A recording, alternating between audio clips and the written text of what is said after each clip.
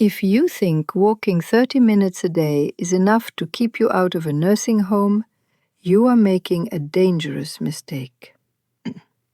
Don't get me wrong, walking is fantastic for your heart and lungs. But walking misses the single most critical physical skill required for independence, and that is power. Today, I'm going to show you one chair exercise that research suggests is superior to walking for preserving your ability to live alone. It's not just an exercise, it's a clinical predictor of how long you will live and whether you will suffer a serious fall.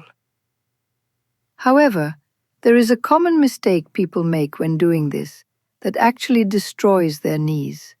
We will fix that today.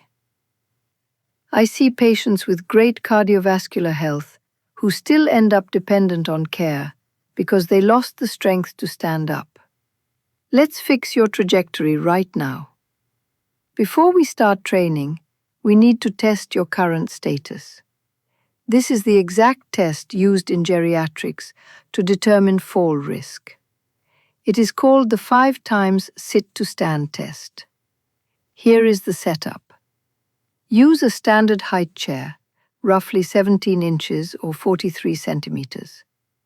Sit with your arms crossed over your chest.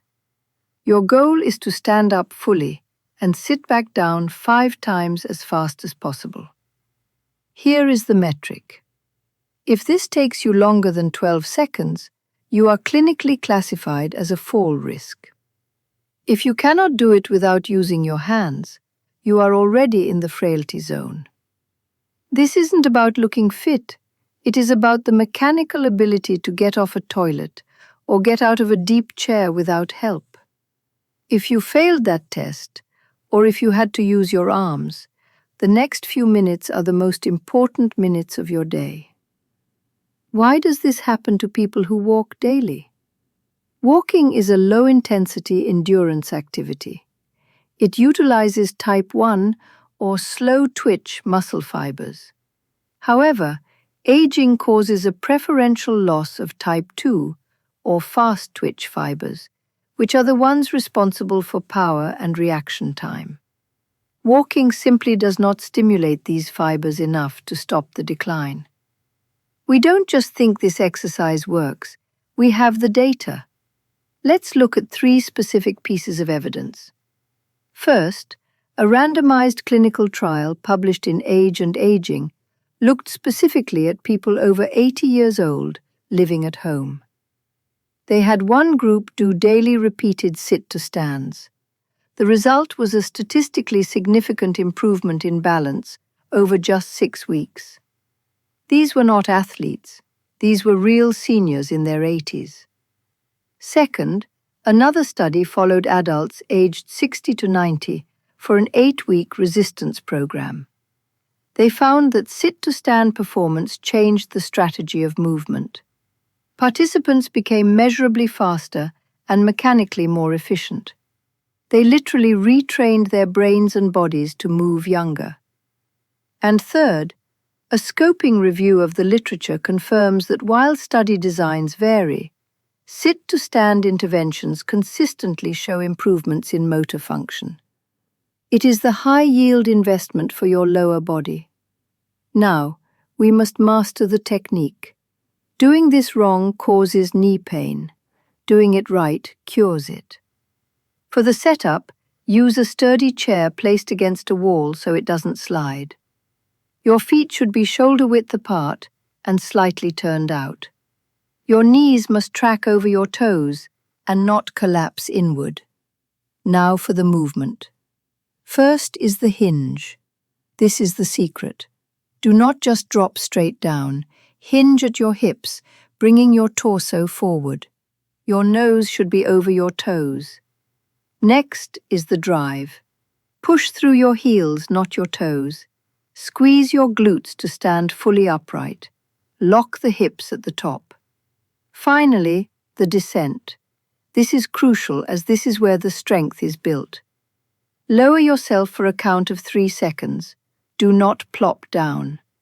The most dangerous mistake is initiating the movement by shoving your knees forward. This shears the knee joint. Instead, think about sitting back into a chair behind you.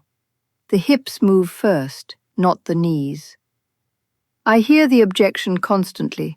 My knees hurt, I can't do this. Actually, you likely have knee pain because you lack the glute strength to support the joint. If you cannot do a full rep, or if it hurts, we scale it. We do not stop. Here is the modification. Add firm cushions or books to the chair to raise the height. The rule is to start at a height where you can perform the movement with zero pain using the technique we just learned. For progression, as you get stronger over 4 to 6 weeks, remove one layer of cushion. Slowly lower the target until you are at standard chair height. This is called progressive overload. How often should you do this? We treat exercise like medication. The dose matters. Phase 1 is the builder phase. If you failed the 12-second test, your frequency should be 5 to 6 days per week. Aim for 3 sets of 10 repetitions, resting for 60 to 90 seconds between sets. We do this so often because older muscle requires more frequent stimulation to signal growth than younger muscle. Phase 2 is maintenance. Once you pass the test, drop the frequency to 3 days per week. Keep doing 3 sets of 10 repetitions.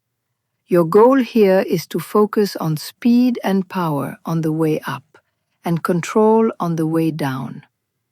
This entire routine takes less than 10 minutes.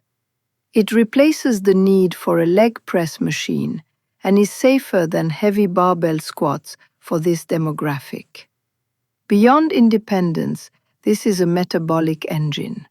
Because the quadriceps and glutes are the largest muscle groups in the body, engaging them creates a massive demand for oxygen.